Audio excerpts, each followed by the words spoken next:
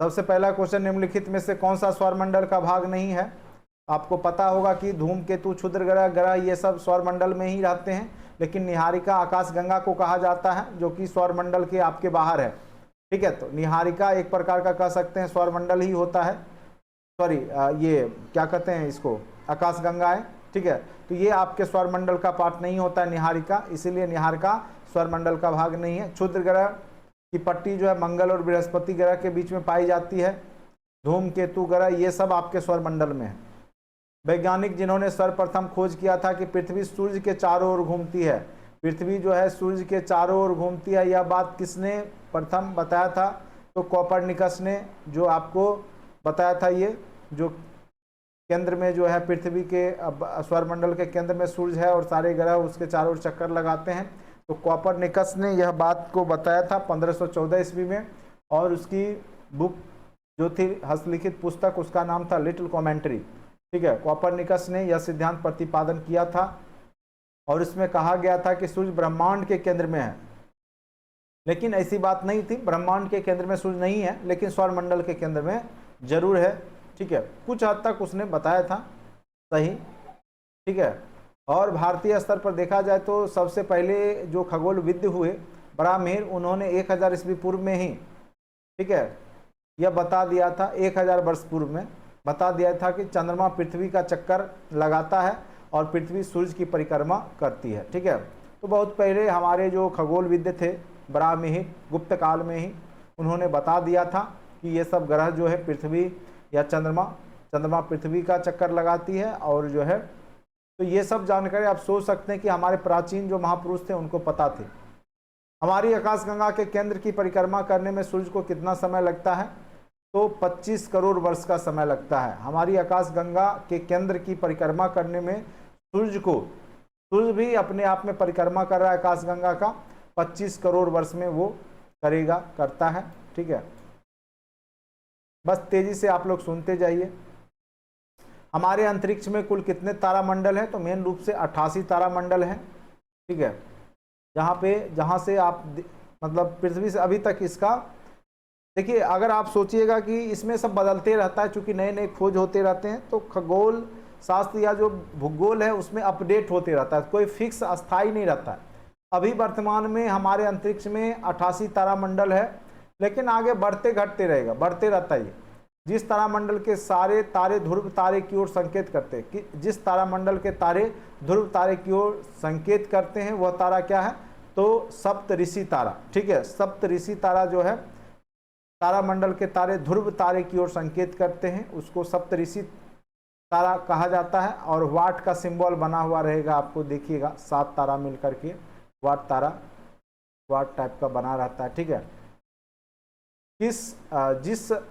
ग्रह जिसका कोई उपग्रह नहीं होता है, तो आपको पता होगा जो सूर्य के नजदीक बुध और शुक्र हैं, उसके पास कोई उपग्रह नहीं है, तो इसमें से जो ऑप्शन है बुध है उसको मार देंगे। सौरमंडल का सर्वाधिक गर्म ग्रह हम कितने अच्छे से आपको बताएं, शुक्र क्यों होता है? तो आपको पता ही है, वहाँ पे क्या होता है, एक प्रकार का गैस चैम्बर बन जाता है, मीथेन गैस का बादल है वहाँ पे। इवनिंग स्टार, सांझ का तारा, भोर का तारा शुक्र को कहा जाता है, आप लोग को पता है। आप लोग भी तेजी से बनाते जाइए, आप लोग को सब कुछ पढ़ा रखा है हमने, कुछ भी छोड़ नहीं रखा है, और ये सब सारे क्वेश्चन पूछे गए हैं। तभी मैं पढ़ा रहा था तो उस समय आपको मैं पूछा हुआ केवल नहीं पढ़ाया था, पूरा थ्योरी में अच्छे से पढ़ा रखा है। ऐसे ज्योग्राफी का भी लगभग पार्ट आपका हमने पढ़ा दिया है, छोड़ा नहीं है, जहाँ से क्वेश्चन पूछे जाते हैं, और आपको लग रहा होगा कि ये सब पढ़ा हुआ है। पृथ्वी तक पहुँचने में सूर्य से प्रकाश कितना समय लगता है? तो 8 मिनट 16 सेकेंड। तो यहाँ पे एग्जैक्ट नहीं है, तो 8 मिनट है, तो लगभग 8 मिनट यहाँ पे दे दीजिए ऑप्शन। पृथ्वी को सूर्य की परिक्रमा करने में कितना समय लगता है? 365 दिन, आपको पता होगा, 0.25, 365 दिन 6 घंटे लगते हैं, तो इसीलिए यहाँ पे 0.25, चूँकि 6 घंटे 6/24 करेंगे तो क्या हो जाएगा, 24 घंटे का होता है 6 घंटे का, तो यही चीज़ आपका 0.25 1/4 हो जाएगा, और 1/4 को 0.25 लिख सकते हैं, तो 365.25 दशमलव में बदल दिया गया। पृथ्वी परिक्रमा करती हुई प्रति मिनट करीब कितनी दूरी तय कर लेती है? तो 1 मिनट में जो पृथ्वी है 27.8 किलोमीटर दूरी तय करती है, लेकिन यहाँ कोई ऑप्शन नहीं है, इसीलिए यहाँ स्टार दे दिया गया आंसर। लेकिन अगर आपका अब पूछता तो इनमें से कोई नहीं वाला आंसर हो जाता। लेकिन याद रखिएगा जो पृथ्वी जो है वो 27.8 किलोमीटर प्रति मिनट की दर से 27.8 किलोमीटर प्रति मिनट की दर से घूमती है। ठीक है, 27.8 किलोमीटर प्रति मिनट की दर से पृथ्वी घूमती है। पृथ्वी पर मरुभूमि होने की संभावना अधिक रहेगी, किधर रहेगा? तो आपको पता होगा जहाँ पे टेम्परेचर ज़्यादा होगा, वर्षा कम होगा, उस स्थिति में वहाँ पे सबसे ज़्यादा आपके मरुस्थल होने की संभावना होगी। तो स्वाभाविक सी बात है कि कहाँ पे टेम्परेचर ज़्यादा होगा। ठीक है, तो ऑप्शन नंबर बी यहाँ पे देखिए क्या दे रखा है। ऑप्शन नंबर बी देखते हैं तो 23 डिग्री, चूँकि आपको पता होगा सबसे ज़्यादा टेम्परेचर 0 डिग्री पर पड़ेगा लेकिन यहाँ पे वर्षा होते रहेगी, लेकिन जो हम ऊपर की ओर बढ़ेंगे, ठीक है, तो 23 डिग्री के आसपास जो है मरुस्थल होने की संभावना ज़्यादा रहती है। ठीक है, कर्क रेखा और मकर रेखा।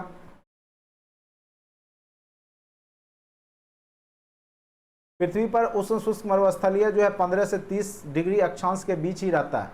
0 से 15 भी इसलिए नहीं रहता चूंकि वहाँ पे वर्षा होते रहती है, इसलिए। ठीक है, तो मेन रूप से 15 से 30 डिग्री अक्षांश के बीच में मरुस्थल पाया जाता है। एक प्रभावी कोरियोलिस बल किस कारण से होता है, यह 67 में भी पूछा गया था। तो ये पृथ्वी का जब घूर्णन होता है उसके कारण से एक बल कार्य करता है वहाँ पे, जिसको हम कोरियोलिस बल कहते हैं। इसको देखिए, पढ़ते हैं हम। धरातल पर प्रवाहित हवाओं की दिशा वायुदाब और पृथ्वी की घूर्णन गति द्वारा निर्धारित होता है। आपको पता ही है घूर्णन गति किसको कहते हैं, दैनिक गति, वार्षिक गति, ये सब बता रखा है हमने। पृथ्वी की अक्षीय गति से उत्पन्न विक्षेपक बल के कारण हवाओं की दिशा में विक्षेप हो जाता है। इस बल की खोज जी कोरियोलिस द्वारा किया गया था। ठीक है, इस कारण से कोरियोलिस बल इसको कहते हैं। ठीक है, तो यहाँ पर जो पृथ्वी में जो कोरियोलिस बल जो बनता है वो आपका पृथ्वी के घूर्णन, जिस प्रकार से लट्टू अपने अक्ष पे घूमती है उसी प्रकार से पृथ्वी भी एक अक्ष पे घूमती है। ठीक है, तो उसको घूर्णन बोलते। तो पृथ्वी के घूर्णन गति के कारण ही कोरियोलिस बल वहाँ पे कार्य करता है। सौरमंडल का सबसे बड़ा ग्रह आपको पता ही होगा, बृहस्पति ग्रह है सौरमंडल का सबसे बड़ा।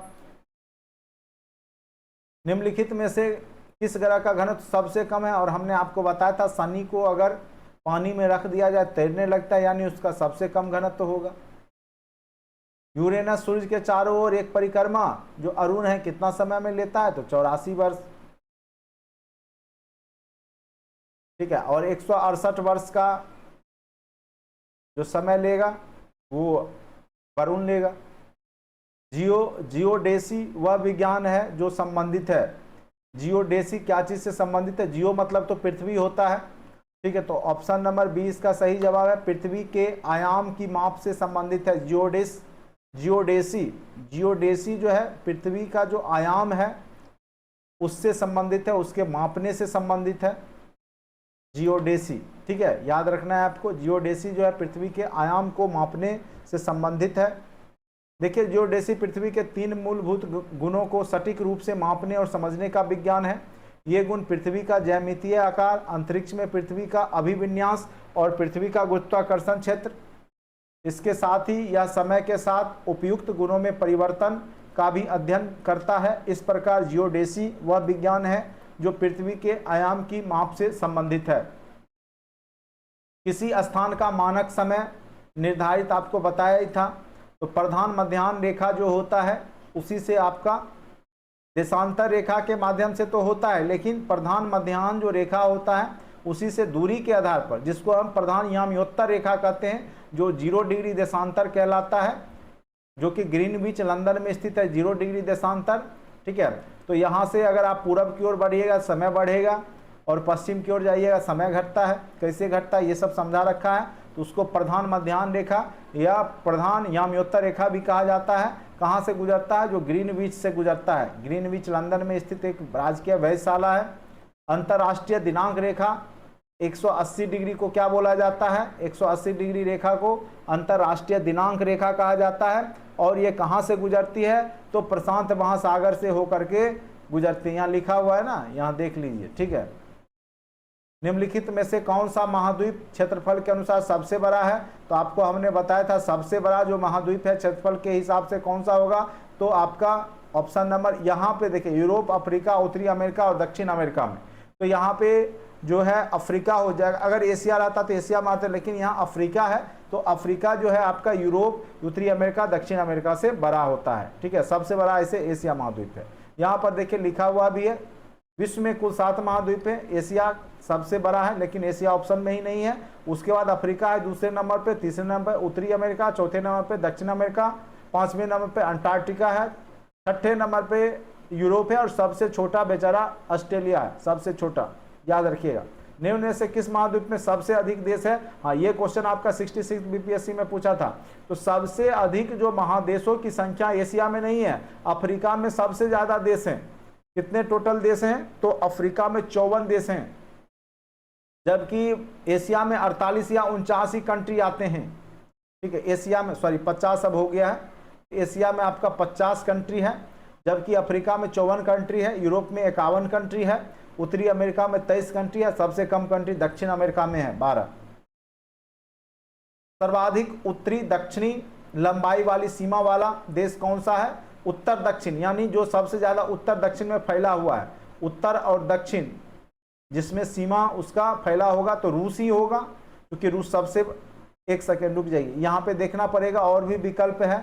ठीक है, दिए गए विकल्पों के भूमि अक्षांशीय विस्तार की दृष्टि से सर्वाधिक उत्तर दक्षिण लंबाई वाला देश चिली है, तो यहाँ पे चिली को दिखाया गया है। ठीक है, अगर रूस रहता और ये चिली नहीं रहता तो रूस को मारते, लेकिन चिली बगल का देश है, इसीलिए यहाँ पे चिली जो है सबसे ज़्यादा, यानी उत्तर और दक्षिण अक्षांश में फैला हुआ है चिली, तो याद रखिएगा चिली है।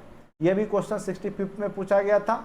निम्नलिखित में से किस देश में सर्वाधिक द्वीप है? तो आपको पता होगा इंडोनेशिया में लगभग 17,508 द्वीप हैं। कितने हैं? तो लगभग 17,508 द्वीप से मिलकर बना है इंडोनेशिया, तो सबसे ज्यादा द्वीप आपको इंडोनेशिया में है। दूसरे नंबर पे आपका आता है फिलीपींस, लगभग 7,641 द्वीप है। वहीं मालदीव में आता है 1192 द्वीप है, और क्यूबा में टोटल 4,195 द्वीप है। तो याद रखिएगा एक नंबर पे, मतलब द्वीप टापू है। अगर आपको एक टापू से दूसरे टापू पे जाना होगा तो आपको जो है पानी के जहाज के माध्यम से जाना पड़ता है।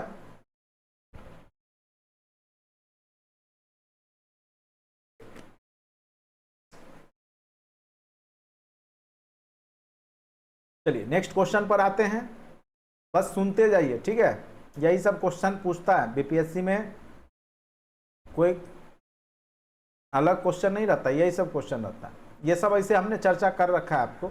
निम्न में से कौन सा द्वीप क्षेत्रफल में सबसे बड़ा है? आपको बताया था हमने, जो सबसे बड़ा द्वीप है वो बोर्नियो द्वीप है। ठीक है, बोर्नियो द्वीप की लंबाई जो है लगभग 7,51,929 वर्ग किलोमीटर है, जबकि मेडागास्कर का जो है 5,87,713 वर्ग किलोमीटर है। ठीक है, तो याद रखिएगा इसमें से जितने भी द्वीप हैं उसमें बोर्नियो द्वीप सबसे ज्यादा बड़ा है, बोर्नियो द्वीप। ठीक है, निम्नलिखित में से कौन सा देश भौगोलिक क्षेत्र की दृष्टि से सीमा रहित सबसे बड़ा देश है? सीमा नहीं है जिसमें, ठीक है, यानी चारों ओर से समुद्र से घिरा होगा, तो आपका वो जापान है। सीमा रहित सबसे बड़ा देश यही होगा, जापान। ठीक है, चूंकि इसके चारों ओर क्या है? समुद्र है, तो सीमा रहित तभी होगा जब उसके चारों ओर समुद्र होगा। ऐसे सभी देश के चारों ओर सीमा रहित ही है, लेकिन यहाँ पे सबसे बड़ा क्षेत्रफल में जो फैला हुआ है वो आपका जापान ही है। 3,77,915 वर्ग किलोमीटर में है, जबकि लगभग फिलीपींस 3 लाख वर्ग किलोमीटर में है, और न्यूजीलैंड 2,68,537 वर्ग किलोमीटर में है। तो ये याद रखिएगा। भौगोलिक क्षेत्र की दृष्टि से जापान का सबसे बड़ा द्वीप, ये 66 में पूछा गया था। होन्शु द्वीप जो है आपका जापान का सबसे बड़ा द्वीप है, ये अति महत्वपूर्ण है। देखिए होन्शु, सोकुकु, कु, हर्षुकार, दीर्घुकार जो लास्ट में है लगा हुआ है, तो समझ जाए। जैसे ये हो गया शोक, शिकाकु, क्यूसु, ये सब जो भी है वो आपके जापान के ही द्वीप हैं। ठीक है, जापान मुख्यतः 4 द्वीप, होक्काइडो, होन्शु, शिकोकु, क्यूसु समूह है, और उपयुक्त चारों द्वीप। होन्शु द्वीप जो है सबसे बड़ा है, तो ये याद रखिएगा जापान का सबसे बड़ा जो द्वीप है वो होन्शु द्वीप है। ग्रीनलैंड निम्न देशों में से किस देश का भाग है? तो आपको बताया था हमने, डेनमार्क का है, जो कि उत्तरी अमेरिका के बगल में है ग्रीनलैंड, याद रखिएगा। महाद्वीपीय बहाव का सिद्धांत किसके द्वारा विकसित किया गया था कि महाद्वीप एक दूसरे में जो टूट करके बिखर गए, ये जो कॉन्सेप्ट है वो किसके द्वारा दिया गया था? तो ये कॉन्सेप्ट ए वेगेनर का दिया गया था। देखिए यहाँ पे क्या है लिखा हुआ, अच्छे से पढ़ते हैं। महाद्वीपीय बहाव सिद्धांत जो है अल्फ्रेड वेगेनर द्वारा विकसित किया गया था। वेगेनर के अनुसार लगभग 20 करोड़ वर्ष पहले पेंजिया का विभाजन हुआ। यहाँ से भी क्वेश्चन पूछ देता है। सबसे पहले जब सारे पृथ्वी के पार्ट जो थे वो एक जगह थे, यानी अलग अलग नहीं था कंट्री, सारे कंट्री एक जगह थे, उसको क्या कहा जाता था? तो उसको पेंजिया कहा जाता था। पेंजिया पहले दो बड़े महाद्वीप में पिंडो लोरेशिया और गोंडवाना लैंड, और आपका जो भारत का दक्षिण पार्ट है वो गोंडवाना लैंड का ही पार्ट है। अफ्रीका महादेश भी गोंडवाना लैंड का ही पार्ट है। तो पहले दो बड़े महाद्वीप पिंडो लोरेशिया, ठीक है, लोरेशिया और गोंडवाना लैंड क्रमशः उत्तर एवं दक्षिण भूभागों के रूप में विभक्त हुआ, ठीक है। इसके बाद ही लोरेशिया और गोंडवाना लैंड धीरे धीरे अनेक छोटे छोटे हिस्सों में बट गए और आज महाद्वीप के रूप में। जैसे ये पृथ्वी है तो पहले सब एक ही जगह थे। पहले क्या हुआ, पहले उत्तरी भाग और दक्षिण भाग, जैसे अफ्रीका है और एशिया इधर आप देखते होंगे, तो ये अलग हो गया। तो एक जो पार्ट था उत्तरी पार्ट जो अलग हुआ उसको हम लोग कहते हैं लोरेशिया। पहले ये दोनों सब कंबाइंड था, उसको पेंजिया कहा जाता था। क्या कहा जाता था? पेंजिया कहा जाता था। जब उत्तरी भाग अलग हुआ तो उत्तरी भाग को लोरेशिया कहा गया, और जब दक्षिणी भाग जो बना उसको हम गोंडवाना लैंड कहे, ठीक है। तो ये भी क्वेश्चन बीपीएससी में पूछा गया था, अति महत्वपूर्ण है। आग्नेय चट्टानों के निम्नलिखित में से कौन सा कथन सत्य है? आग्नेय चट्टान हमने बताया था जिसमें जीवाश्म होते ही नहीं है, जीवाश्म बिल्कुल नहीं रहेंगे। जीवाश्म जब भी होंगे तो रवादार या अवसादी चट्टान में होते हैं। वे जल के लिए सनंद्र होती है, बिल्कुल नहीं। वे क्रिस्टलीय और अक्रिस्टलीय दोनों होती है, ये बिल्कुल सही है। जो आपका आग्नेय चट्टान होता है उसमें आपका जैविक जो भी है कोयला पेट्रोलियम ये सब नहीं पाया जाता है। किसी भी प्रकार के कह सकते हैं कि उसमें जीवाश्म नहीं पाए जाते हैं। आग्नेय चट्टान जो है मेन रूप से ज्वालामुखी क्रिया से बनते हैं, और इसमें दो प्रकार के होते हैं, क्रिस्टलीय और अक्रिस्टलीय। तो ये बस सही है, बाद बाकी यहाँ पे सारा गलत है। अवसादी सेलों के लिए निम्नलिखित में से कौन सा कथन सत्य है? अवसादी सेल हमने पहले ही बता दिया, जो अवसादों से मिलकर के बनते हैं, और इसमें जो है कई स्तर बने होते हैं, गंदगी जमा होते होते बनता है, इसलिए कई स्तर मिलकर के ये बनाते हैं। ये वे सेल हैं जिनकी संरचना ताप दाब पर निर्भर करती, बिल्कुल नहीं। ये सेलें क्रिस्टलीय हैं, ये भी नहीं। ये सेलें स्तरों में निक्षेपित होते हैं, बिल्कुल ये सही है कि ये परत दर परत बनते हैं। खास करके जीवाश्म से ये बनते, ये सेलें जल में नहीं निर्मित हो सकती, ऐसी बात नहीं, जल में भी निर्मित होती है। अवसादी सेलों का निर्माण अवसादों के एकत्रीकरण के फलस्वरूप होता है, जिनमें जीवाश्म फोजिल्स पाए जाते हैं, परतें पाई जाती है, किंतु ये सेलें रवेदार नहीं होते, बिल्कुल, ठीक है। तो ये याद रखिएगा, अवसादी अवसाद से बनता है और इसमें परत दर परत होगा ही होगा, ठीक है।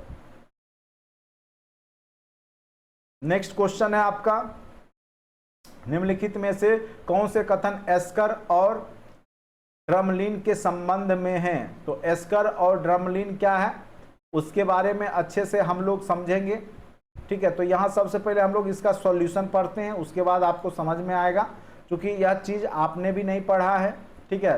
तो एस्कर खास करके जो हिम क्षेत्र होते हैं, बर्फ, वहाँ पे इस तरह का ग्लेशियर या हिम के पिघलने से प्राप्त जलधाराओं द्वारा मलबा के निक्षेपण से निर्मित जो जलधारा है उससे मलबा जो निकलता है उससे निक्षेपित जो निर्मित एस्कर होते हैं, लंबे, संकरे और कटक होते हैं, जिनके किनारे तीव्र ढाल वाले होते हैं। एस्कर की संरचना बजरी, रेत तथा कंकर पत्थर द्वारा होती है। हिमनद के निक्षेप द्वारा निर्मित स्थल रूपों में ड्रिमलिन, गोलास मृत्तिका द्वारा निर्मित एक प्रकार का ढेर या टीले होते हैं। इनका आकार उल्टी नौका के समान होता है और उल्टे अंडे के समान होता है। अंडे की टोकरी स्थलाकृति ड्रमलिन युक्त इलाकों की विशेषता है, ठीक है। अंडे की टोकरी स्थलाकृति नुमा, ठीक है। और ड्रमलिन ग्लेशियर की क्रिया से उत्पन्न होते हैं। अब यहाँ पे देखिए ये बर्फ से जुड़ा हुआ है, और यहाँ पे जो ऑप्शन है उसको अब हम लोग देखते हैं। एस्कर, कूड, बेडरी, बजरी और रेस की लकीरें, बिल्कुल सही है। ड्रमलिन ज्यादातर बोल्डर और मिट्टी के बने होते हैं, ये भी सही है। अंडे की टोकरी स्थलाकृति एस्कर युक्त इलाके की विशेषता, ये नहीं है।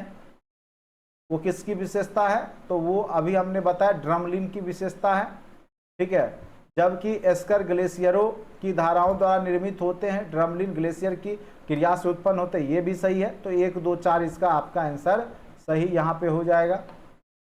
माउंट एटना कहाँ है, ये हमने आपको बताया था, एक ज्वालामुखी है माउंट एटना, और यह इटली का सिसिली द्वीप में स्थित है। ठीक है, ये याद रखिएगा। और इसकी जो ऊंचाई है मैक्सिमम 3350 मीटर है।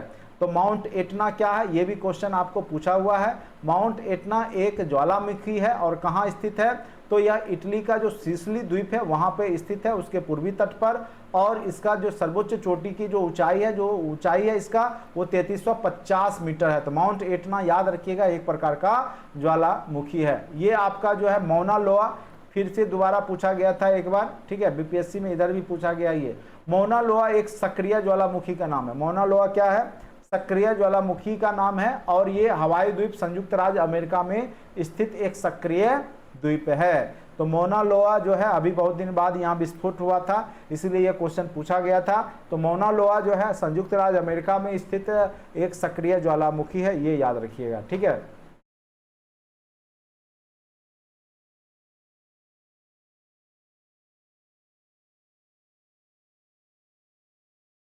अब ये सुनामी वाला है, चलिए ये बहुत बड़ा है, इसको छोड़ते हैं। ये सब करेंट अफेयर्स से रिलेटेड मुद्दा है। विश्व की सबसे ऊंची चोटियां किस प्रकार के पर्वतों में पाई जाएगी, तो जितने भी आपके नवीन मोरदार पर्वत होंगे उसी में विश्व की सबसे ऊंची चोटी होती है। जैसे आप देखिएगा हिमालय एक प्रकार का क्या है, एवरेस्ट जहाँ पे है, तो वो भी एक प्रकार का क्या है, नवीन मोरदार वलय पर्वतमाला है। ठीक है, तो नवीन मोरदार जो पर्वत होता है वहीं पे आपका सबसे ऊंची चोटी होती है। और आपको पता होगा विश्व की सबसे ऊंची चोटी एवरेस्ट है, जिसको नेपाल में सागर माथा भी कहा जाता है, जिसकी लंबाई 8848.86 मीटर है। ठीक है, और जितने भी सर्वोच्च चोटी हैं वो लगभग आपके यही वलित जो नवीन मोरदार वलित पर्वत होते हैं उसी में पाए जाते हैं। विश्व की सर्वाधिक लंबी पर्वत श्रृंखला, लंबी पूछ रहा है, ऊंचाई वाला नहीं, तो सबसे लंबी जो है एंडीज है दक्षिण अमेरिका में। ठीक है, एंडीज याद रखिएगा।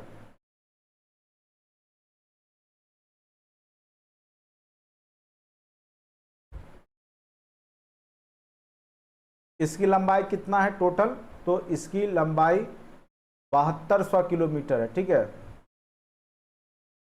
कोकोस प्लेट किनके मध्य पाई जाती है, तो मध्य अमेरिका और प्रशांत के बीच में कोकोस प्लेट पाया जाता है।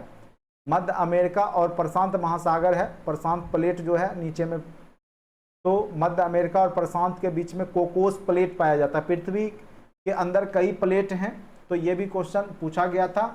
तो कोकोस प्लेट जो है वो मध्य अमेरिका और आपका प्रशांत प्लेट के बीच में पाया जाता है। ठीक है, भूगर्भिक संरचना जब पढ़िएगा उसके अंदर प्लेट आता है, तो इसलिए हमने बोला ये अगर आपको पूछ देगा डीपली तो बहुत ज़्यादा डीपली चला जाता है।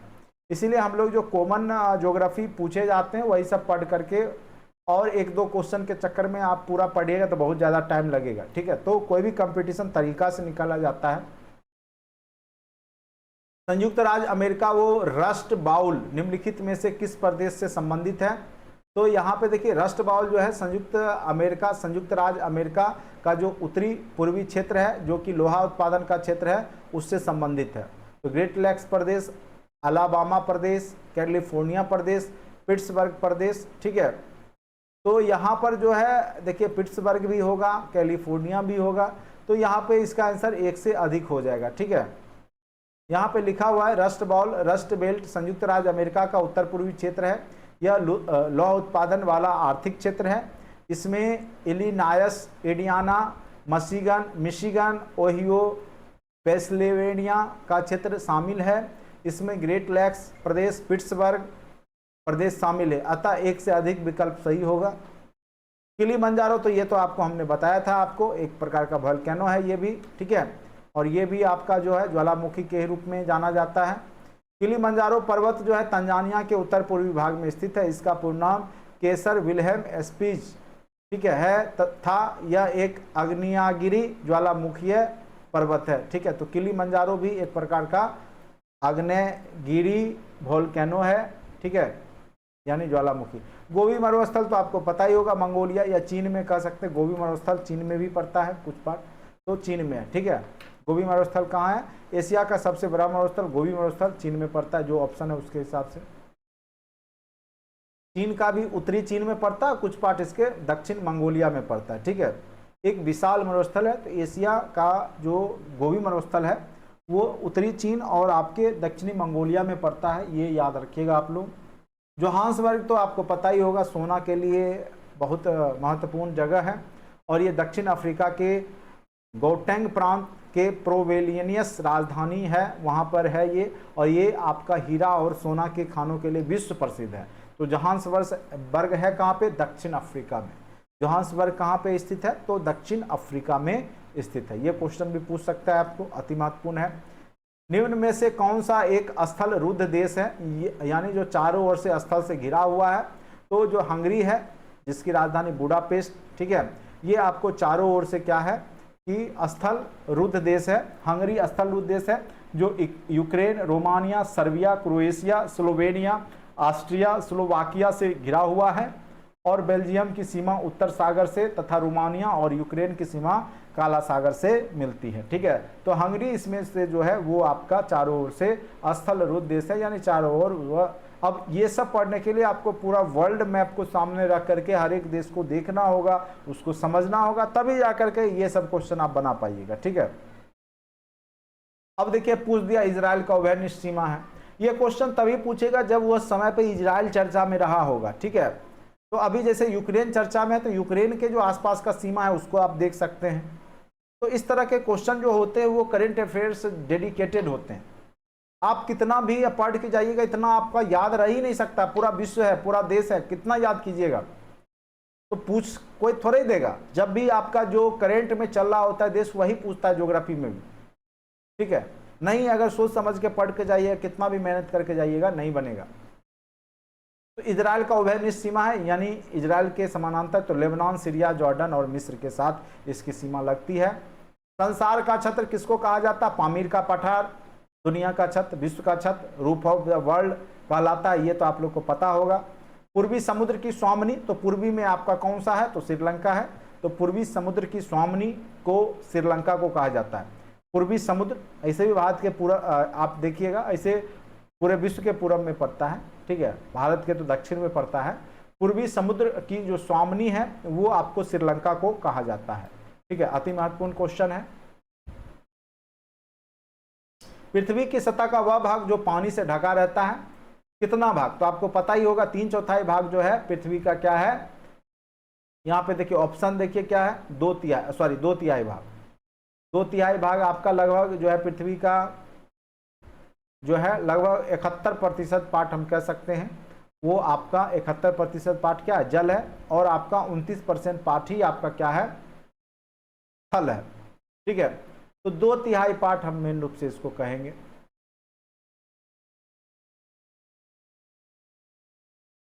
समुद्र तल पर पृथ्वी के केंद्र के निकटतम स्थान कौन सा? समुद्र तल पर पृथ्वी के केंद्र, तो पृथ्वी का जहां भी केंद्र होगा तो उसके सामने आपका भूमध्य रेखा ही होगा, यही हो सकता है। क्या बोल रहा है? अच्छा, समुद्र तल पर पृथ्वी के केंद्र से, अच्छा समुद्र तल पे पृथ्वी के केंद्र से, तो पृथ्वी के जो केंद्र से जो सबसे ऊपर, जो ऊपर में ही समुद्र तल होगा, ठीक है। तो ये आपका हो जाएगा उत्तरी ध्रुव। क्या हो जाएगा? उत्तरी ध्रुव। जो पृथ्वी के अंदर केंद्र होगा उसके समानांतर ऊपर पर सबसे निकट जो होगा वो आपका क्या हो जाएगा? क्योंकि देखिए इसलिए ये बोला जा रहा है कि चूंकि पृथ्वी क्या होता है, चिपटी होती है इस प्रकार से, ठीक है। अगर आप कहिएगा कि अगर हम इधर ले लेंगे तो इधर आपका दूरी बढ़ जाएगा ना, और यहाँ बोल रहा है पृथ्वी केंद्र से सबसे निकट का स्थान, निकट का स्थान जो है वो आपका उत्तरी ध्रुव ही होगा। क्योंकि ये चिपटा है तो ये इधर का दूरी घट जाएगा, इसलिए इसका आंसर आपका उत्तरी ध्रुव होगा, ठीक है। कर्क रेखा और मकर रेखा का समानांतर दूरी ज्यादा होगा, इसे केंद्र के ऊपर वो भी हो सकता है, लेकिन दूरी की बात है, सबसे निकट स्थान पूछा इसीलिए।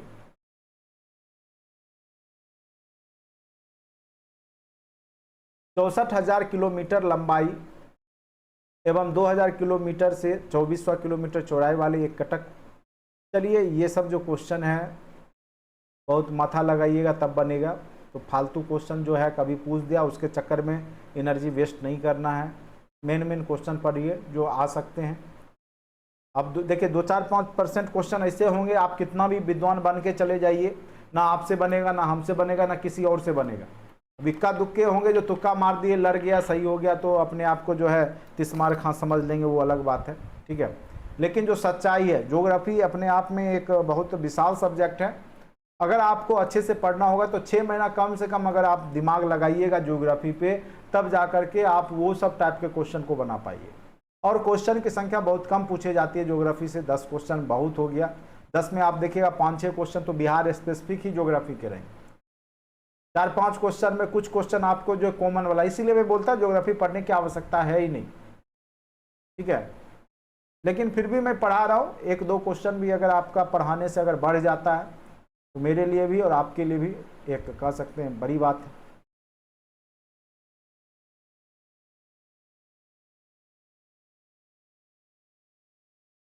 गल्फ स्ट्रीम क्या है? एक गर्म जलधारा है, महासागरीय जलधारा है। गल्फ स्ट्रीम क्या है? तो एक क्या है? महासागरीय धारा है, ठीक है।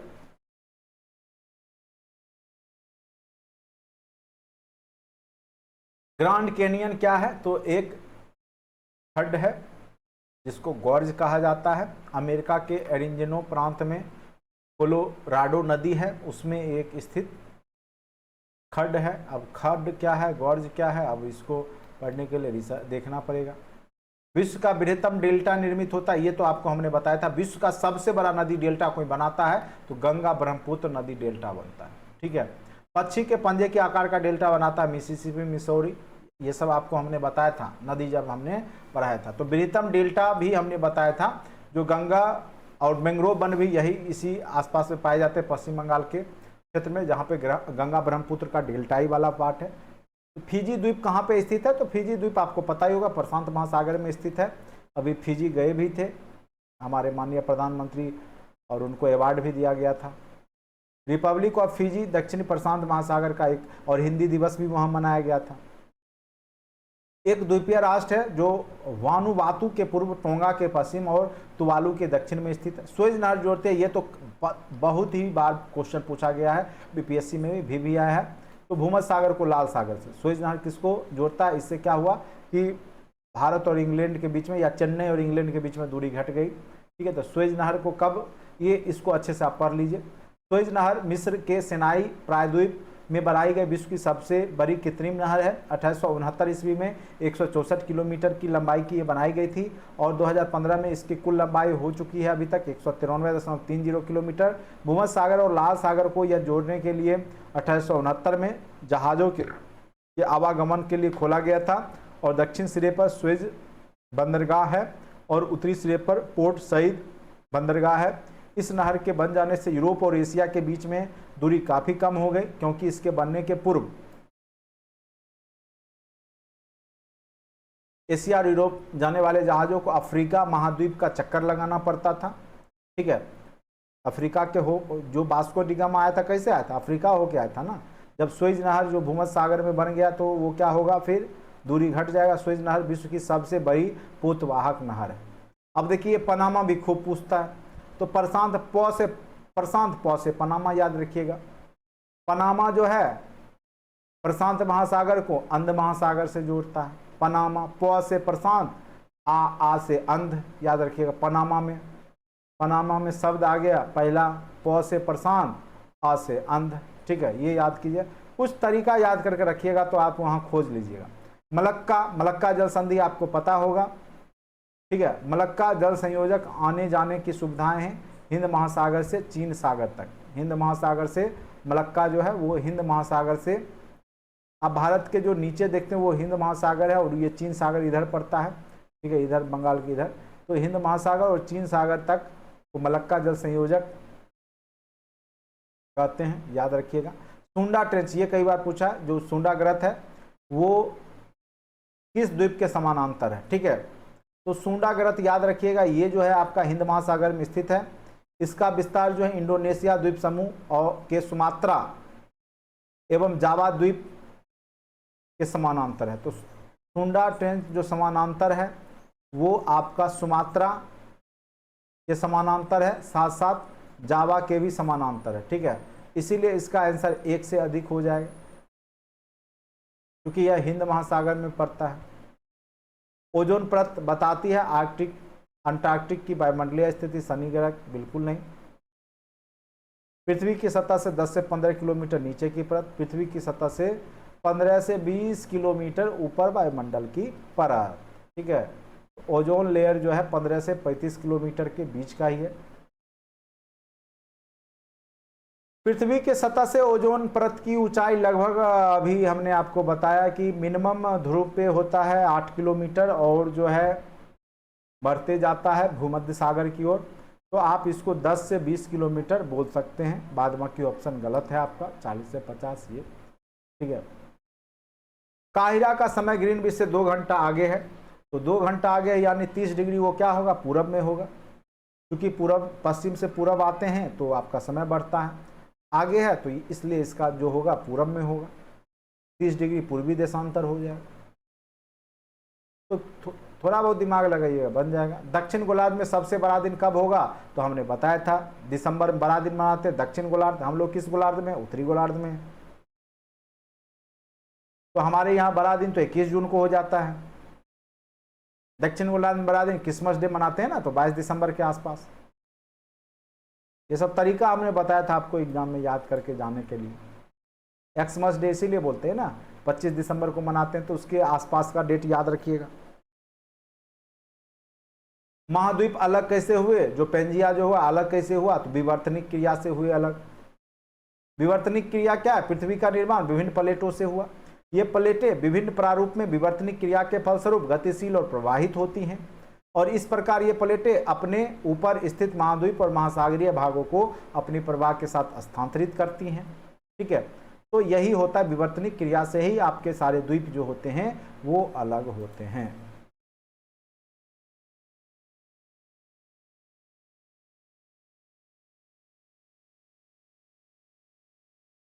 आप लोग को हैप्पी इंडिपेंडेंस डे बोलना भूल गया। आप लोग को जो है 15 अगस्त की ढेर सारी शुभकामनाएं।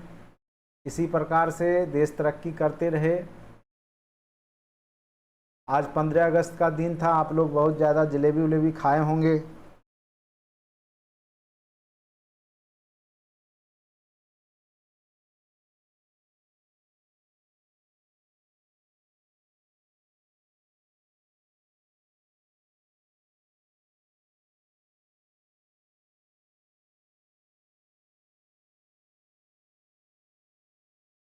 बिल्कुल, आज राष्ट्रीय मिठाई खाने का दिन ही था, सब लोग खूब खाए हैं।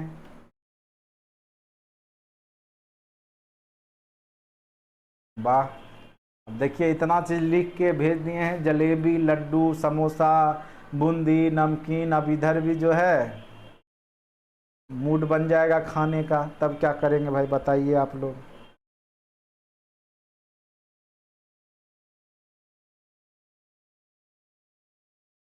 Thank you so much and सभी लोग को 15 अगस्त की ढेर सारी शुभकामनाएं।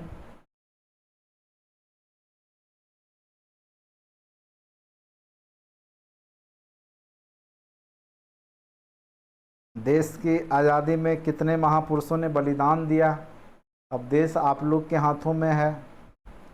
आप ही लोग अब नैया पार कीजिए देश का।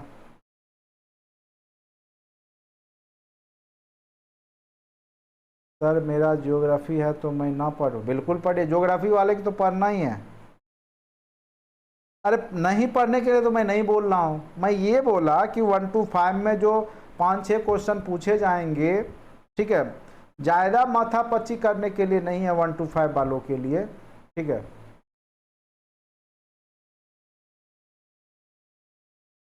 बाकी पढ़ के तो जाना ही है। जिनका ज्योग्राफी है स्टेट में, मान के चलिए, सॉरी स्टेट में बोल रहा हूँ, बीपीएससी में 9-10 के लिए, तो उनको तो अच्छे से पढ़ के जाना ही चाहिए। बाकी मैं बोला 1 to 5 वालों के लिए नहीं, मेरा काम है पढ़ाना, हम तो पढ़ाएंगे। मैं ये बोला कि ज़्यादा आप लोग जो 1 to 5 वाले हिस्ट्री को लेकर के ज़्यादा सेंसिटिव मत हुए, मतलब ज़्यादा टेंशन नहीं लीजिए। अगर हिस्ट्री ज्योग्राफी कम भी पढ़े हैं तो टेंशन लेने की बात ही नहीं है।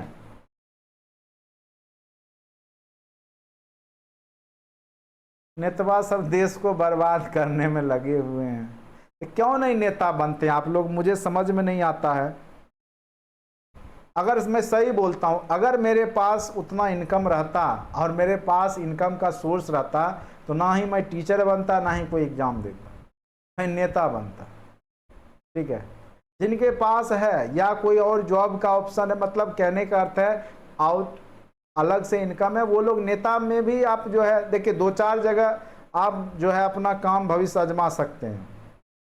ठीक है, अभी इंडिया में 2-4 चीज है बहुत ट्रेंड में। एक तो बाबा बन के अच्छा अच्छा प्रवचन सीख लीजिए, इतना पढ़ते हैं 20-25 कहानियां जो है शिक्षाप्रद याद कर लीजिए, रामायण महाभारत को अच्छे से, चंदन टिक्का कीजिए, बढ़िया से देखिए, ऐसो आराम, हेलीकॉप्टर से जाइएगा आइएगा, हजारों लोग आपके चरणों में रहेंगे। बस मोटिवेट करना है सबको, नकारात्मक वर्ड नहीं बोलना है, पॉजिटिव बोलना है। देखिए, तो ये एक अच्छा बिजनेस है आप लोग के लिए। दूसरा है कि आप लोग जो है लीडरशिप में जाइए, और लीडरशिप में भी जाना है तो नए नए जो पार्टियां बिहार में आने वाली है वो सबको पकड़िए, क्योंकि इन लोग का अब समय मुझे लगता है नज़दीक है अब।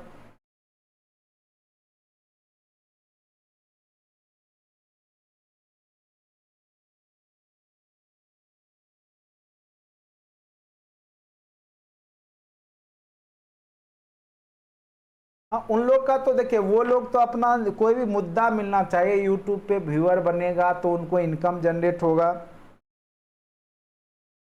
ठीक है, तो वो लोग तो अपना यूट्यूब पे इसलिए वीडियो बनाते हैं, कुछ से कुछ मुद्दा उनको मिलना चाहिए, कुछ से कुछ वो लोग करते रहते हैं जिससे कि उनका इनकम होते रहे। उन लोग का वीडियो देखना भी नहीं चाहिए, गलती तो आप लोग करते हैं कि वीडियो देखते उन फालतू लोगों का, वीडियो देखिए ही नहीं उन लोगों का, पहला नंबर। दूसरा नंबर, यूट्यूब को चाहिए इंडिया में जो है ना, ये पैसा देना बंद कर दीजिए, नहीं तो ये लोग गंद मचा रखे हैं, पूरा गंद मचा दिए। इतने लोग मतलब इतना हम देखते हैं यूट्यूब पे, सोशल मीडिया पे, इतने गलत तरीके से वीडियो बनाते हैं। टीचर सब भी मतलब उतर गया है इतना गंदगी में, कभी कभी यूट्यूब पे वीडियो डालने का इच्छा नहीं करता है, कई बार सोचते हैं, लेकिन उसी में कुछ लोग का भलाई हो जाता है। जो स्थिति है यहाँ पे देश में, वो खास करके ये सोशल मीडिया प्लेटफॉर्म पे सही नहीं है, कुछ ना कुछ नियम भी आना चाहिए था इसके लिए।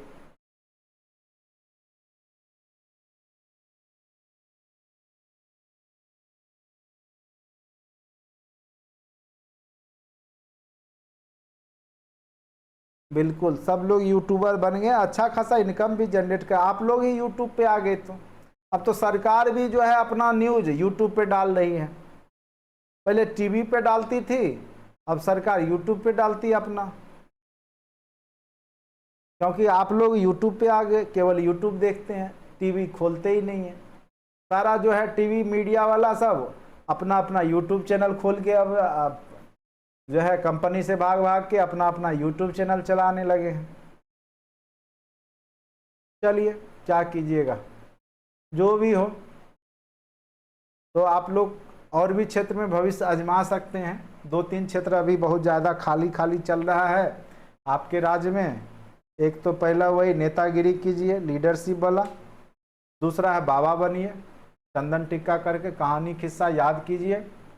और ख़ास करके लड़की लोग के लिए तो बहुत ज़्यादा है एकदम, इसमें कहते हैं स्कोप, बहुत ज़्यादा डिमांड है। चलिए, वलन क्रिया किसका परिणाम है? तो वलन क्रिया जो है वह पर्वत निर्माणकारी बल का परिणाम है। ठीक है, पृथ्वी के अंतर्जात बलों के अंतर्गत पर्वत निर्माणकारी बल, क्षैतिज संचलन भी आता है। इसके तहत 2 प्रकार के बल कार्य करते हैं, संपीड़न बल और तनाव बल। संपीड़न बल से चट्टानों की परतें मुड़ जाती है और उठे भाग को अपनति और धसे भाग को अभिनति कहते हैं, और इसी मोड़ को वलन कहते हैं। जैसे 2 प्लेट है, ये मान के चलिए पृथ्वी के अंदर तैर रहा है, ये आपस में टकराएंगे तो ये क्या होगा, इस प्रकार का निर्माण हो जाता है और यही पहाड़ का निर्माण हो जाता है। आल्प्स पर्वत, यहाँ पे देखिए यूरोप की एक पर्वत श्रृंखला है, तो हिमालय तो है नहीं, रॉकी तो है नहीं, ये तो अमेरिका का है। एंडीज भी दक्षिण अमेरिका का है, ये उत्तरी अमेरिका का है। आल्प्स क्या है, यूरोप का पर्वत श्रृंखला है। आल्प्स पर्वत श्रेणी मध्यवर्ती यूरोप में स्थित है। इसका विस्तार फ्रांस में, ऑस्ट्रिया में, जर्मनी और स्विट्जरलैंड में है। इसका सर्वोच्च बिंदु जो है माउंट ब्लैंक है, जिसकी ऊंचाई लगभग 4810 मीटर है। आल्प्स पर्वत नवीन मोरदार पर्वत का प्रमुख उदाहरण है। तो ये भी आपका नवी जो आप बोलते हैं वलित पर्वतमाला, उसी का उदाहरण आपका आल्प्स भी है। तकलामाकन, ये तो आपको पता ही होगा, तकलामाकन जो है आपका चीन में स्थित है। और तकलामाकन मरुस्थल एशिया के झिंजियांग यूबर स्वतंत्र क्षेत्र चीन में विस्तारित है। तो तकलामाकन जो है मरुस्थल कहाँ स्थित है? तो चीन में। ग्रेट विक्टोरिया मरुस्थल कहाँ स्थित है? तो ग्रेट विक्टोरिया जो मरुस्थल है वो आपका ऑस्ट्रेलिया में। ग्रेट जहाँ पे लगा हो समझ जाइएगा ऑस्ट्रेलिया। ग्रेट विक्टोरिया कहाँ मरुस्थल है? तो ऑस्ट्रेलिया में है। ठीक है, तो ये याद रखिएगा आप लोग। ग्रेट विक्टोरियन मरुस्थल, ये सब आपको याद करवाया था हमने। मरुस्थल, नदी, पहाड़, ये सब तो हमने पढ़ा ही दिया था आपको अच्छे से। ठीक है, पश्चिमी ऑस्ट्रेलिया में स्थित है। यहाँ ऑस्ट्रेलिया का सबसे बड़ा मरुस्थल है और इसका विस्तार जो है लगभग 3,48,750 वर्ग किलोमीटर क्षेत्रफल में है, याद रखिएगा। मृत सागर के साथ भूमि सीमा नहीं है। ठीक है, तो आपका लेबनान का इसमें सीमा नहीं है, बाद बाकी जॉर्डन, इजराइल, फिलिस्तीन का मृत सागर से सटा हुआ सीमा है, इसका नहीं है। ठीक है, दक्षिण अमेरिका के मध्य अक्षांशीय घास, तो दक्षिण अमेरिका में हमने आपको बताया था पंपास, पंप, अर्जेंटीना, मारिएबी। ठीक है, निम्नलिखित में से कौन सा शहर किसी देश की राजधानी नहीं है? कैनबरा है, सिडनी। सिडनी आपको लगता होगा ऑस्ट्रेलिया का है, लेकिन ऑस्ट्रेलिया की राजधानी सिडनी नहीं है। ठीक है, उसकी राजधानी जो है आपका कैनबरा है। ठीक है, तो यहाँ पे सिडनी जो है ऑस्ट्रेलिया की राजधानी नहीं है। उपयुक्त विकल्पों में सिडनी किसी देश की राजधानी नहीं है, बल्कि यह ऑस्ट्रेलिया का एक बंदरगाह नगर है, जबकि कैनबरा ऑस्ट्रेलिया और वेलिंगटन न्यूजीलैंड की तथा रियाद सऊदी अरब की राजधानी है। ठीक है, तो वेलिंगटन जो है आपका न्यूजीलैंड का है, कैनबरा आपका ऑस्ट्रेलिया का है और रियाद कहाँ का है? तो सऊदी अरब का है। लेकिन सिडनी ऑस्ट्रेलिया का एक बंदरगाह नगर है, लेकिन यह राजधानी नहीं है, याद रखिएगा। कई लोग सिडनी को मार देते हैं ऑस्ट्रेलिया की राजधानी। 90 ईस्ट रीज कहाँ पर स्थित है? अच्छा, ये रेंज होना चाहिए था, रीज। अच्छा, 90 डिग्री। तो ये आपका हिंद महासागर स्थित एक कटक का नाम है। ठीक है, तो हिंद महासागर में आपका 90 ईस्ट पूर्वी है, तो हिंद महासागर में ही होगा। कुछ कुछ कॉमन सेंस से बनाइए। सागरीय लवणता का मुख्य स्रोत क्या है? तो आपका जो नदी होता है जहाँ से मिट्टी भस के जाता है समुद्र में, तो ये आपका मेन होता है। तो यहाँ ऑप्शन पे ध्यान देने बात, पवन तो होगा नहीं, ज्वालामुखी होगा नहीं। अब नदी और भूमि, तो भूमि के कारण ही जो है नदी का जल में जो लवणीय होता है भूमि के कारण, और यही नदी का जो जल होता है जब समुद्र में जाता है तो समुद्र भी नमकीन हो जाता है। ठीक है, तो सागरीय लवणता का मुख्य स्रोत अगर पूछे, अगर भूमि नहीं है तो नदी मार देंगे, अगर आपको दोनों है तो उसमें आप भूमि को मारिएगा, क्योंकि कहीं ना कहीं जो नदियां जो है लवणता पहुंचाती है समुद्र में, वो भूमि का ही लवणता रहता है। ठीक है, अरब सागर का पानी का औसतम खारा पानी कितना होता है? तो 35 पीपीटी के बराबर होता है, याद रखिएगा, अति महत्वपूर्ण है। यानी 36% के आसपास लगभग उसमें क्या होगा? नमक होगा। अगर 1 लीटर पानी को गर्म कीजिएगा, वेपराइज कीजिएगा, तो उसमें आपको 36 ग्राम जो है 100 ग्राम में आपको निकल जाएगा नमक। निम्नलिखित सागरों में से किसमें औसत लवणता सर्वाधिक होगा? पीला, तो मृत सागर में होगा। इसी कारण से तो वहाँ पे किसी भी प्रकार का जीव जंतु नहीं पाया जाता है, और इसमें जो लवणता 238% पाई जाती है। आप सोच लीजिए। ठीक है, तुर्की के वॉन झील में 330% लवणता तथा ग्रेट साल्ट लेक में यूएस में 220% लवणता पाई जाती है। तो इतना लवण में कोई भी मछली भी जीवित नहीं रह सकती, इसलिए मृत सागर उसको कहा जाता है। दक्षिण अमेरिका की सबसे बड़ी नदी, तो उत्तरी अमेरिका, दक्षिण अमेरिका में बताया था हमने, अमेजन दुनिया की दूसरी सबसे लंबी नदी के रूप में भी जानी जाती है। आयतन के दृष्टिकोण से भी ये सबसे ज़्यादा पानी यही रखती है। निम्नलिखित नदियों एवं उन शहरों का मिलान कीजिए जिनसे होकर नदियां बह रही है, तो इसमें से आप देखिए किसका आपका सही होगा। तो आपको पता होगा, ठीक है, इसमें से कुछ तो पता जरूर होगा, जैसे वाशिंगटन, सीन, पेरिस, अभी तुरंत आपको याद हो गया होगा। ठीक है, अब देख लेंगे बी का एक कहाँ पे दिख रहा है, तो आपका यहीं पे दिख रहा है, तो सी नंबर में 1 भी मिलेगा तो आप ऐसे बना सकते हैं। ऐसे याद रखिएगा, रोटरडम राइन नदी है, ठीक है। उसके बाद बुडापेस्ट जो है आपका, ये आपका डेन्यूब नदी के किनारे है। वाशिंगटन जो है डीसी, जो अमेरिका की राजधानी है, वो पोटोमैक नदी के किनारे है, ठीक है। वाशिंगटन पोटोमैक नदी के किनारे है, इसलिए ऑप्शन नंबर सी हो गया आपका। यहाँ पे वही चीज समझाया गया है। हिंद महासागर और लाल सागर को कौन सी जल संधि जोड़ती है, तो ये याद रखिएगा, उसका नाम है बाब अल मंदेब, जो कि हिंद सागर और लाल सागर को जोड़ती है। क्या कहलाती है? बाब अल मंदेब जल संधि। कई बार पूछे गए, 56वीं में, 59वीं में, 53वीं में, 55वीं में, यानी कई बार ये क्वेश्चन पूछे गए हैं। देखिए, ये क्वेश्चन गलती से पूछे जाते हैं बार बार। अब कहिएगा कि ये देख करके पूछता है पिछले बार, नहीं। देखिए, जो क्वेश्चन सेटर होता है ना, वो प्रीवियस ईयर क्वेश्चन देखता नहीं है, लेकिन उसको अनुभव होता है कि ये महत्वपूर्ण क्वेश्चन है, और जब वो महत्वपूर्ण क्वेश्चन डालता है तो उसमें से कुछ क्वेश्चन आपके लड़ जाते हैं, ठीक है, ये होता है। बाकी ऐसा कोई भी उसकी मंशा नहीं होती है कि प्रीवियस ईयर के क्वेश्चन को पूछे, ठीक है। वो थ्योरी से निकालता है, उसी दरमियान आपका लड़ जाता है, वो अलग बात। क्वेश्चन कहां से निकाले, कहां से बनाए, तो इसमें से आपको पता ही है, अत्यधिक जो सूखा है। देखिए, सबसे पहले आप यहां खोजिए, जो आपको पता है, सहारा मरुस्थल के रूप में जाना जाता है, ठीक है। सबसे ठंडा क्या होगा? जहां बर्फ जमा होगा, अंटार्कटिका होगा। सबसे ज्यादा वर्षा चेरापूंजी होगा। अब 2 मिल गए आपके पास। सबसे गर्म क्या होगा? आपका सहारा होगा। सबसे सूखा चिली में है, अटकामा मरुस्थल चिली में है, तो ये हो गया, बस बन गया। तो 2-3 क्वेश्चन भी अगर आप मिला लेते हैं, अपने आप आपका आंसर आ जाएगा, है ना। अत्यधिक गर्म जगह सहारा मरुस्थल, अत्यधिक ठंडा अंटार्कटिका, अत्यधिक वर्षा चेरापूंजी, अत्यधिक सूखा चिली। ये सब बता रखा है हमने आपको। बहुत ज़्यादा सूखा होता है वह चिली में। अटकामा मरुस्थल हमने आपको पढ़ाया था, याद कीजिए। किस मिट्टी में केसिका कैपिलरी सबसे अधिक प्रभावशाली होता है, यानी पानी जो होता है वो जल्दी सोखता है, ठीक है। मतलब पानी का जो है ये चढ़ता ज़्यादा है, तो ये होता है, उस मिट्टी का नाम बोलते हैं चिकनी, ठीक है।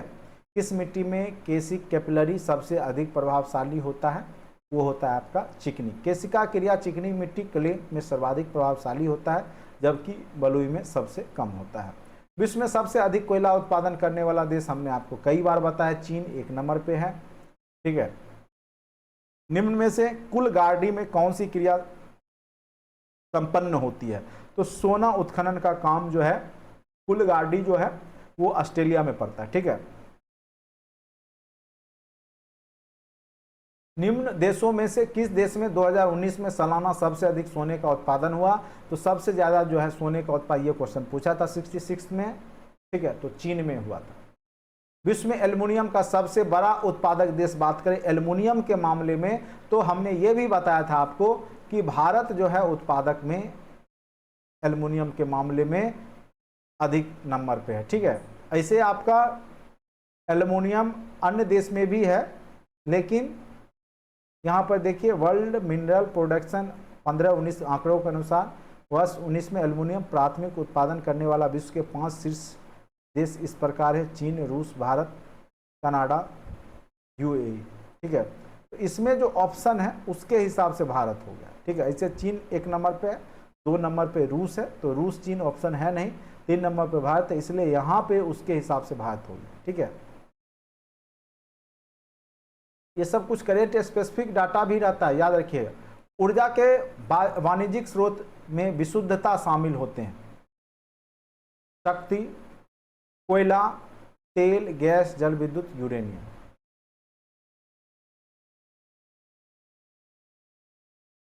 मतलब सबसे विशुद्धता, ये क्या है, समझ से परे आ रहा है। विशुद्धता मतलब ये हो सकता है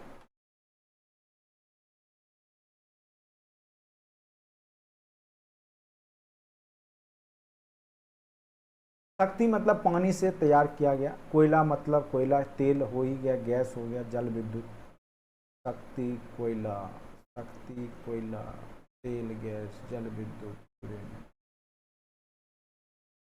सबसे ज्यादा विशुद्ध रूप कौन सा है उसके हिसाब से कुछ होगा ये। निम्नलिखित में से कौन सा शहर धातु के व्यापार का सबसे बड़ा केंद्र है? तो ये याद रखिएगा, जो लंदन धातु के व्यापार का सबसे बड़ा केंद्र है। साफ रात मेघिया रातों की अपेक्षा अत्यधिक ठंडी होती है, क्योंकि आपको हमने ये भी बताया था विकिरण जो होता है वो आपका रिटर्न हो जाता है, और बादल रहने के बाद क्या होता है कि विकिरण पृथ्वी का जो है रिटर्न नहीं हो पाता है। मानसून की निर्वर्तन इंगित होता है साफ आकाश से, बिल्कुल। बंगाल की खाड़ी से अधिक दाब की परिस्थिति, इससे भी। स्थल पर तापमान के बढ़ने से, इससे भी। तो ये तीनों से निर्भर करेगा।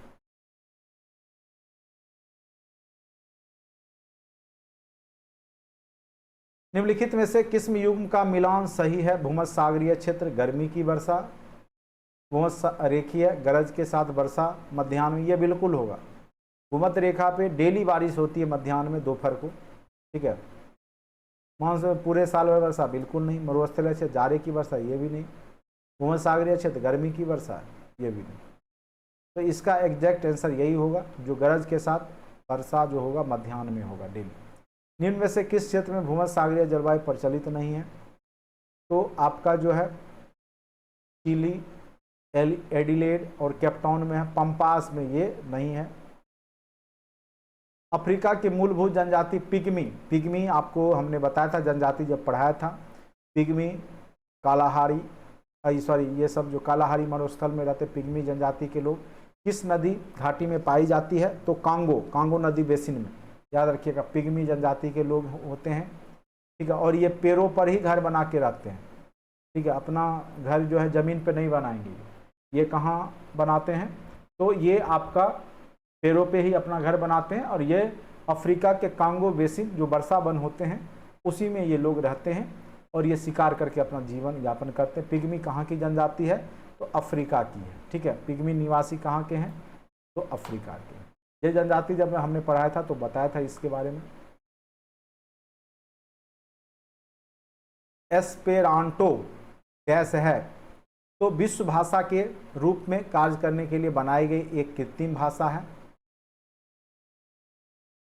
अंतर्राष्ट्रीय संपर्क हेतु सहायक भाषा के रूप में एस्पेरांटो भाषा का विकास एल जेमेनहॉफ ने किया है। वह देश जो विश्व में रेशम का सबसे बड़ा उत्पादक है, ये तो आपका चीन है। सबसे ज़्यादा रेशम चीन में ही होता है।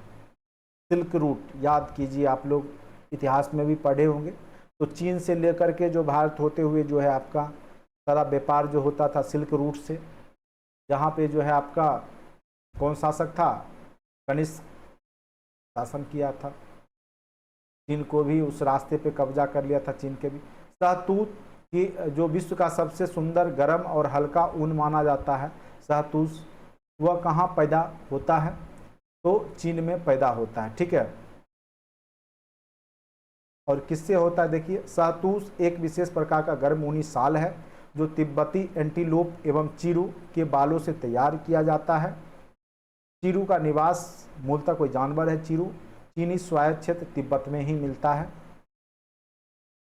निम्नलिखित में से कौन सा देश विश्व का सबसे अधिक केसर उत्पादन? ये कई बार पूछ चुका है।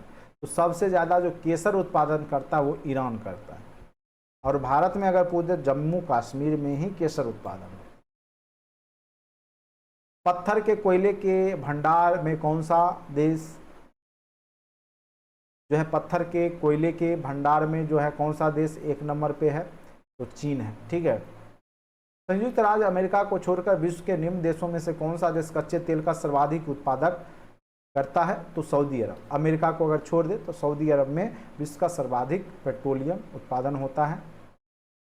निम्नलिखित में से कौन सा देश विश्व का सबसे अधिक यूरेनियम, ये कई बार पूछ चुका है यूरेनियम वाला, ठीक है। तो यूरेनियम जो उत्पादन होता है सबसे ज़्यादा आप याद रखिएगा कजाकिस्तान में, ठीक है। सबसे अधिक पूरे विश्व में यूरेनियम कजाकिस्तान में, दूसरे नंबर पे ऑस्ट्रेलिया, तीसरे नंबर पे नामीबिया का आता है। टीन कहाँ मिलता है? किस प्रकार के तेल में? तो टीन का जो स्थल होता है वो मेन रूप से आपका कौन सा होता है? तो ग्लेशियर निक्षेपों में ये प्राप्त होता है, ऑप्शन नंबर ए। मृदा संरक्षण वह प्रक्रम है जो बंद मृदा उर्वर मृदा में परिवर्तित, बिल्कुल नहीं। मृदा वतित होती है, बिल्कुल नहीं। मृदा अपर्दन होता है, बिल्कुल नहीं। मतलब मृदा को नुकसान से सुरक्षित किया जाना ही क्या कहलाता है? मृदा संरक्षण कहलाता है। टोटल 100, अभी बहुत सारे क्वेश्चन इसमें लगता है बचे हुए हैं, तो आज अच्छा थोड़ा कम ही बचा हुआ है, तो इसको आज कंप्लीट कर लेते हैं, ठीक है। तो आपका विश्व ज्योग्राफी कंप्लीट हो जाएगा। तो इंडियन ज्योग्राफी तो आप लोग तुक्का में भी सही कर लीजिएगा, ठीक है। टेरा रोसा का प्रारूपिक विकास उस भूभाग में होता है जिसमें क्या होता है, तो टेरा रोसा का प्रारूपिक विकास तभी होगा जहां पे चूना पत्थर होता है, ठीक है, याद रखिएगा। पृथ्वी पर घने वन अधिकतर मिलते हैं, कहाँ पे मिलेगा, स्वाभाविक सी बात है जहाँ वर्षा ज़्यादा होगा, और जब वर्षा कहाँ पे होगा तो विषुवत रेखा जो भूमध्य रेखा है वहाँ पे, तो ज़्यादा घने वन वहीं मिलेंगे, ठीक है। विश्व का कौन सा देश मुलायम लकड़ी और एवं लकड़ी के लुगदी का सबसे बड़ा उत्पादक और निर्यातक है, तो ये याद रखिएगा कनाडा। सबसे ज़्यादा पेपर जो होता है, इससे यूक्रेन वगैरह भी था, लेकिन कनाडा 1 नंबर पे आता है। मुलायम लकड़ी एवं लकड़ी की लुगदी का उत्पादक है आपका कनाडा।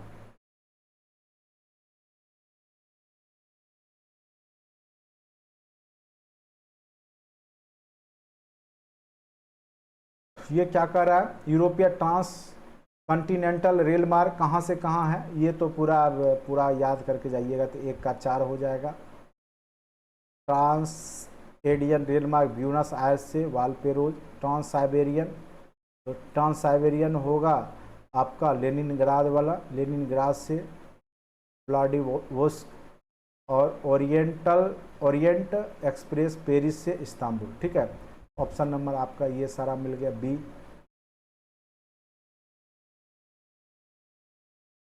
निम्नलिखित में से कौन सा एक पत्तन नगर नहीं है, पत्तन नगर नहीं है, तो ये जो आपका कैनबरा जो है, कैनबरा पत्तन नहीं है वहाँ पर किसी प्रकार का, ठीक है। बाकी टोक्यो, न्यूयॉर्क, पत्तन मतलब बंदरगाह। कैनबरा आपका ऑस्ट्रेलिया की राजधानी है, और वहाँ का जो पत्तन नगर आपका सिडनी है, इसलिए ऑप्शन नंबर बी हो जाएगा। जापान की राजधानी जो टोक्यो है वो भी होन्शु द्वीप पर ही स्थित है।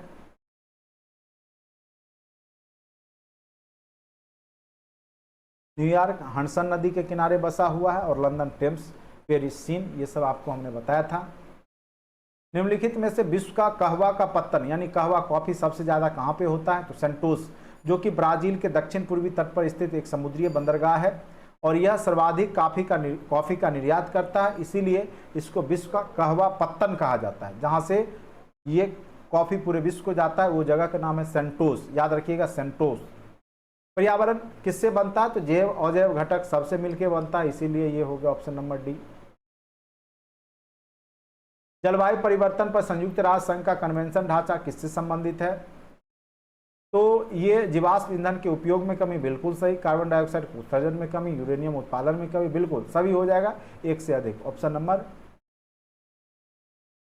ये क्या कह रहा है कि जलवायु परिवर्तन पर संयुक्त राष्ट्र संघ का कन्वेंशन ढांचा किससे संबंधित है, ठीक है, सॉरी, इसका जो आंसर है वो डी हो जाएगा, ठीक है। जीवाश्म ये मेन रूप से जो है काम करता है ग्रीन हाउस जो गैस होता है, जैसे कार्बन डाइऑक्साइड, लेकिन यहाँ पे देखिए ग्रीन हाउस गैस में ये भी होता है, ये थोड़ा विवादित हो जाएगा आंसर इसका, इसे होना चाहिए 1 से अधिक। ग्रीन हाउस गैस के उत्सर्जन, जैसे कार्बन डाइऑक्साइड गैस ही होता है मेन रूप से ग्रीन हाउस गैस, तो ये दोनों तो बिल्कुल सही है, हम तो इसको यही ई मारेंगे, ठीक है। देखिए यहाँ पे लिखा हुआ नहीं, ग्रीन हाउस गैस के अंतर्गत ही आता है। अब ये अंतर्गत आता है फिर अलग कर दिया तो दोनों सही हो जाएगा ना, ठीक है, ये विवादित हो जाएगा अगर आंसर देगा तो। इसका आंसर जो है ये ई होगा। अब अगर इस तरह क्वेश्चन होगा तो मारिएगा 1 से अधिक वाला। चलिए, तो इस प्रकार से आपका जो है विश्व ज्योग्राफी के जो भी क्वेश्चन आज तक पूछे गए हैं वो हमने आपको कवर करा दिया, ठीक है। अगर अच्छा लगता है चैनल को लाइक करें, सब्सक्राइब करें, दोस्तों के बीच में शेयर करें, और STET के लिए जुड़ना चाहते हैं तो आप जुड़ सकते हैं, बहुत ही न्यूनतम फीस में आपको पूरा कोर्स करवाया जाएगा, ठीक है।